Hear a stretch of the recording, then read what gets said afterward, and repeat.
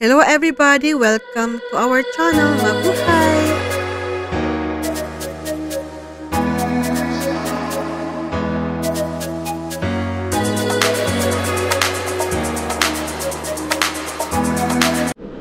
Hi everybody! So ngayon tayo po ay magluluto ng dinner, ng ulam natin. So what are you going to cook? Magandang gabi po. Yes! So Dad, ano ang ingredients natin? So ang main, yan yung salmon. Yeah, salmon. Simple lang na salmon. Simpleng ulam lang po. Yan. Sibuyas, red onion, ginger, white onion, sili. Ito po yung lemon. Pipigayin na po natin yan. Yung gulay. Yan. Gulay niya puntas. Talong. Yung kamatis. Ito yung kamatis. Yeah. Ito po yung tamarin. Tamarind, yeah. It's available here too. Tatanggalin ko. Ito lang. Ito, naugasan na po lahat yan.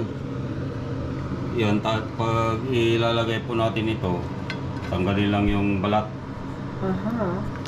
Yun na. Pag kumulo na ito, ilalagay ko lang yung luya, sibuyas. Yun lang. Kasi timplan na lang. So magluluto tayo ngayon ng may sabaw. May sabaw. Para healthy. Yeah. Hindi masyado pinirito. Iwas yung kon. Yeah. Ayan po.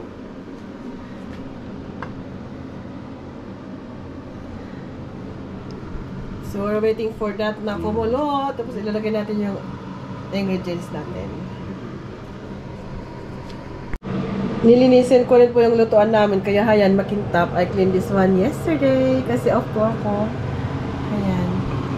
Pero hindi ko matanggal ito. Hindi nagtatanggal yan. Yeah. So yung mister ko na lang magtanggal yan. May ginagamit po siya para matanggal itong mga ano. Yan. Para lumabas yung line. But I think I did a good job. No? Ayan. So hinihintay na po natin na makumulo yung water.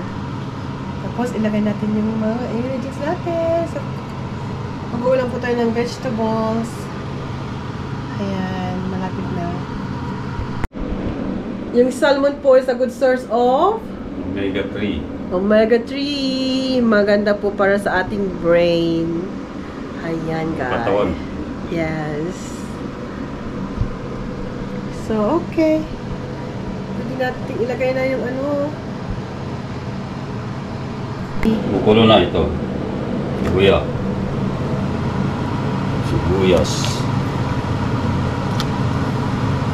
Sibuyas red. Onion yun ito. White onion. Ang ganda pag ito. Ayan. Tapos itong sili. Ko muna rin po yung pan. Tapos isusunod na natin itong Green vegetables. mahuli yung salmon kasi saglit lang yan. Manipis lang ang pan dyan.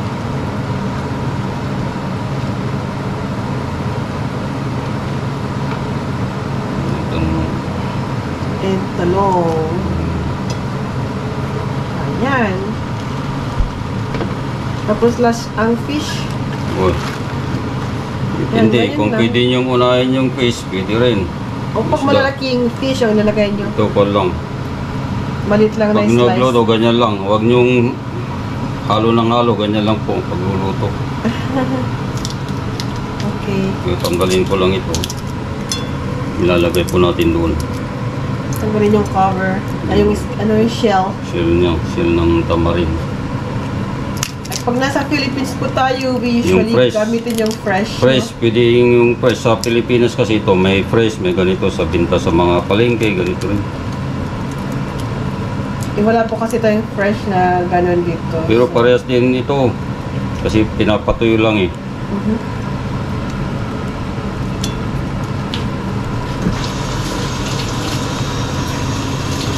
Ayan, so kumukulo na. Kumukulo, sabay na natin ito. Yan.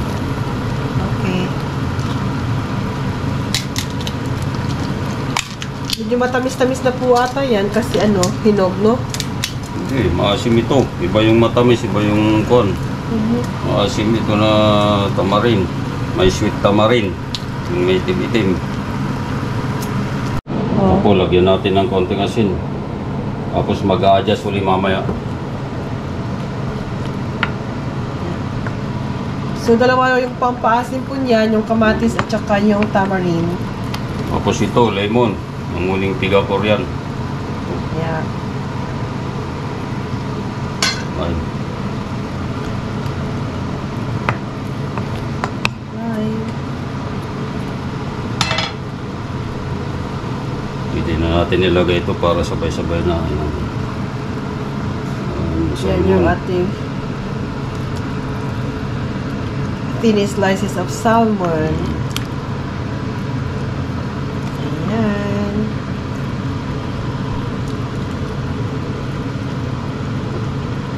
Yung iba mahilig din po sa pinirito na salmon, but we decided to just do it like that, boiled. Okay. Ayan, para may sabaw siya. Sometimes, di ba, pag galing tayo ng work, gusto natin yung may sabaw. So, it's more healthier kaysa yung pinirito. Alright! Hi! So, ayan, nanonood din po tayo ng video nila sa Philippines. Shout out po sa inyong lahat dyan. Thank you so much! So, habang tayo po ay nagluluto,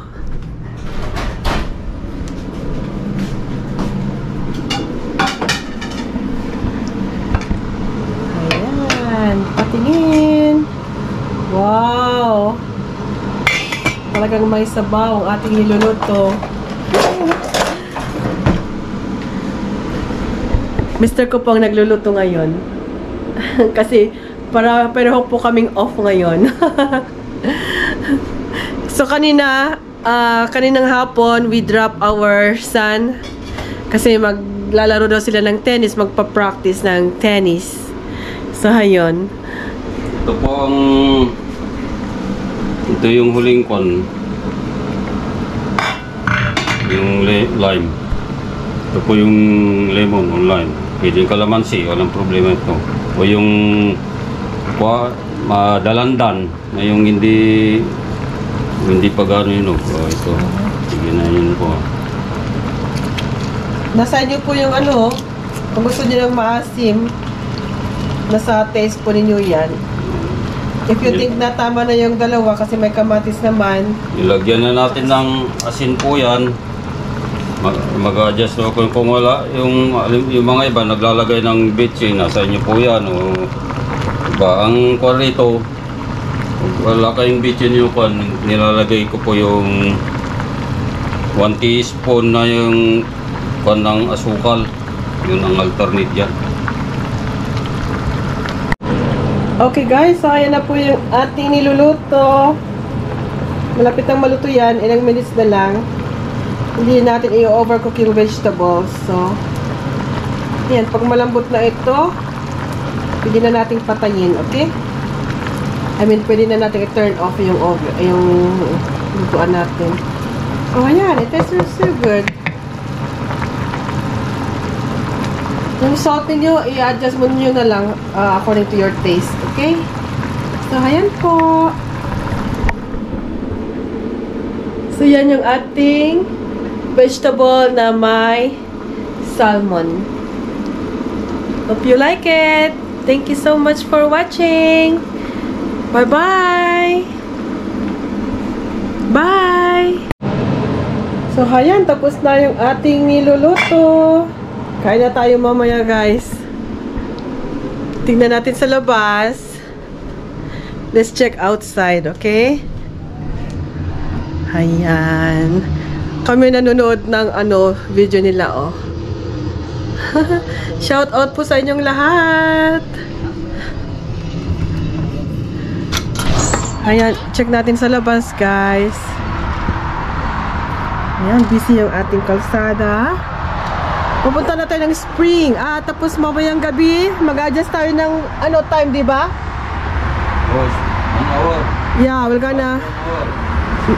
gonna add 1 hour daw. Oh.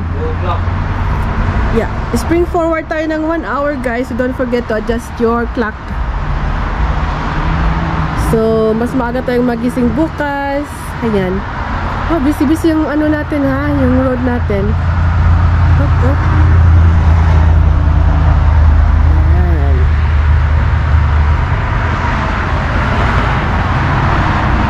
Ayan. Ngayon is Sabado, guys. Saturday.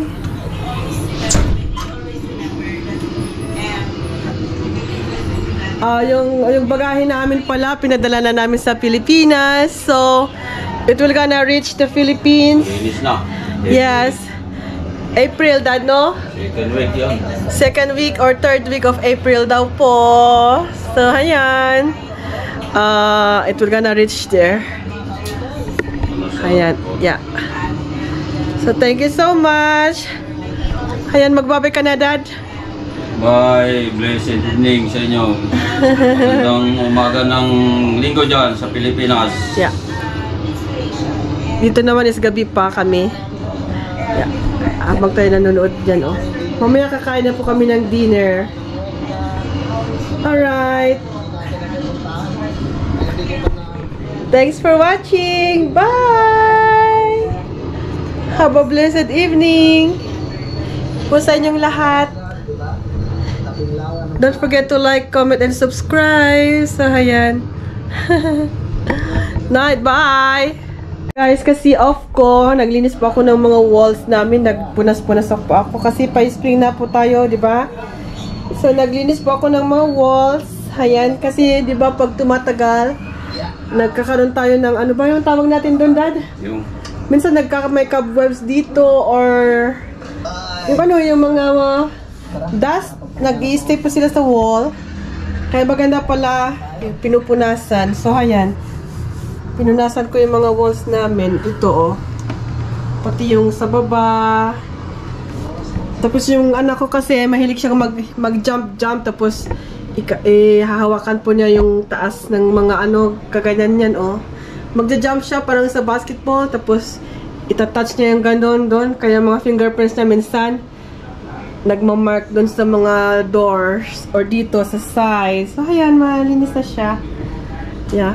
Kind of shiny. Ito. So, pinunasan ko lang yan ng ano, yung cloth, basahin lang yung cloth, maglagay ng konting sabon, tapos i-rinse lang ninyo. Huwag yung masyado namang basang-basa, yung damp lang siya. Tapos yung mga ganito, ayan, linisin. Ganyan. Tapos yung mga window natin, mga ganito, nilinisan ko rin. Ganyan, oh. Yan.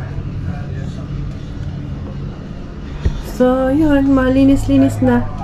Ang hindi, tapos ito, gumamit ako ng upuan para ma-reach ko yung taas. Ang ceiling lang ang hindi ko pa nalinis. Ang ceiling namin kasi hindi ko siya ma-reach. I have to use a ladder para malinis siya. Kasi tingnan nyo, oh, pag tumatagal ganyan, tapos gumagamit kasi kami ng fireplace. Pag gumagamit ng fireplace, yung usok na pupunta dyan. Kaya, ano, dapat talaga linisin. So, pag medyo springtime na talaga siya, tapos may araw, I'm gonna be cleaning the ceiling din. Tapos, pinturahan natin, Dad, no? Maganda i-repaint natin yung ceiling natin kasi sa kakagamit namin ng ng fireplace, nangingitim na siya. Tingnan nyo dyan, guys, oh. Nangingitim yung ating fireplace. It's really good to clean it. Ayan. Tapos yung dalawa doon, kung paano linisin yun, ano siya, yung damp cloth lang. Linisin yung buhok ng itong deer. Ayan, linisin lang siya ng damp cloth, yung hindi naman basang-basa. Tapos, punasan din yun ng dry cloth, yung ganun niya. Pati yung isa din. Ayun. Kasi hinahayaan lang naman namin dyan ano ba yun? May mga dust na pupunta, so kailangan punas-punasan din siya. Ayun. Ewan kung paano iuwihan sa Philippines, kasi yung iba naman inuwi nila sa Pilipinas. Siguro nilalagay nila sa malaking box. Yan.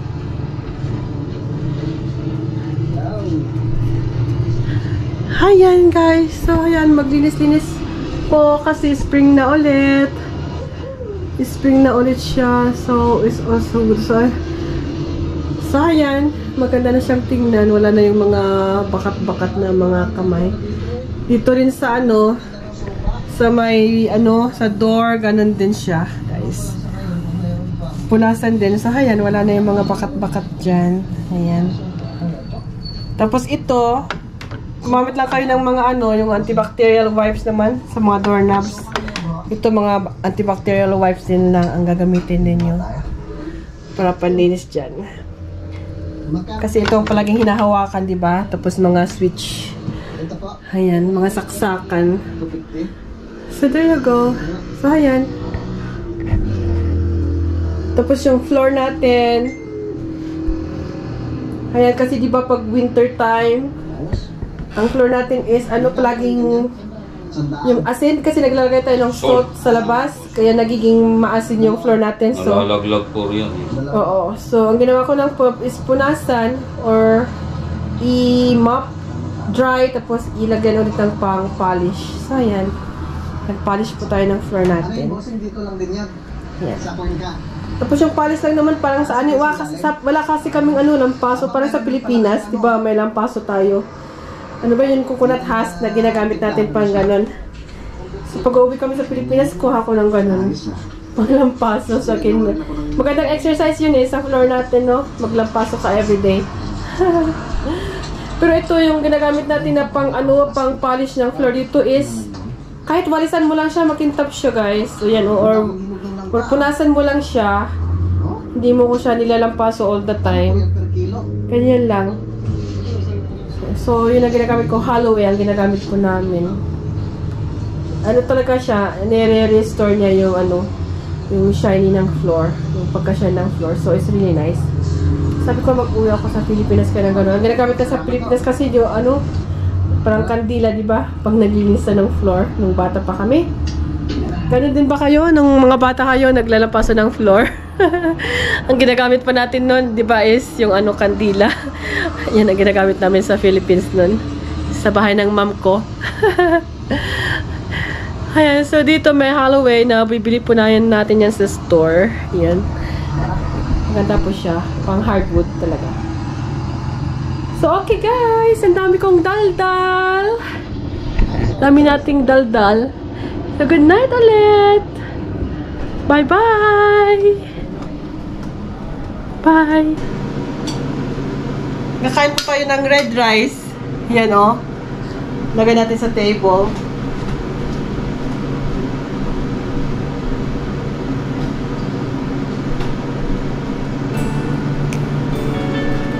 Kain din tayo ng ano, vegetables.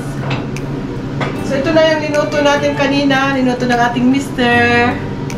Ayan.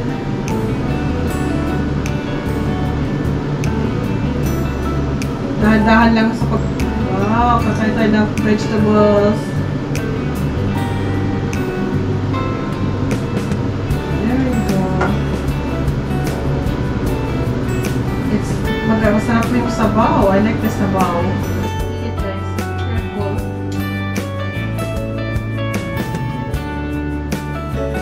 So, ayan. Hi! Ayan na po yung ating ulam.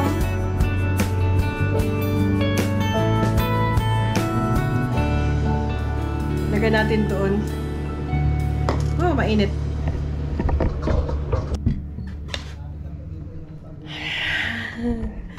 So, ayan. Ayan. Dalawa lang nilagay ko plato kasi wala dito yung ating binata. Kasi magpa-practice nga daw sila. So, Dad, halika na, kain na tayo. Yes, so that's our dinner, guys. Yan. Simpleng dinner lang po. Okay na tayo. Yeah, is it? Okay na tayo. Hello! This it, guys. Masarap yung ating ulam, vegetables. Kain tayo ng vegetables.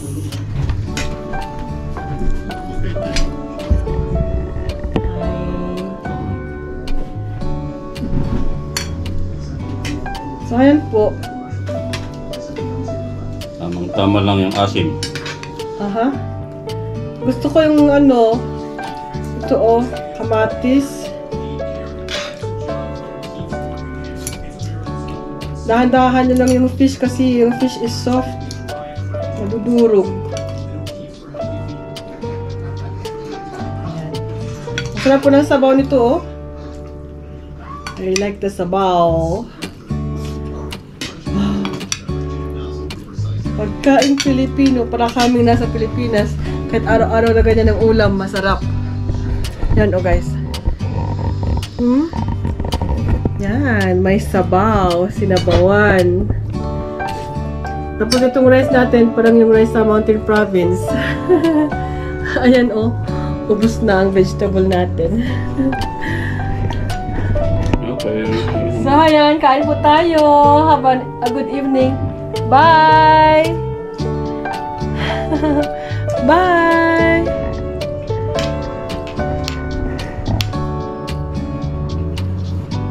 Kain na tayo. Thank you for watching, guys. Bye-bye!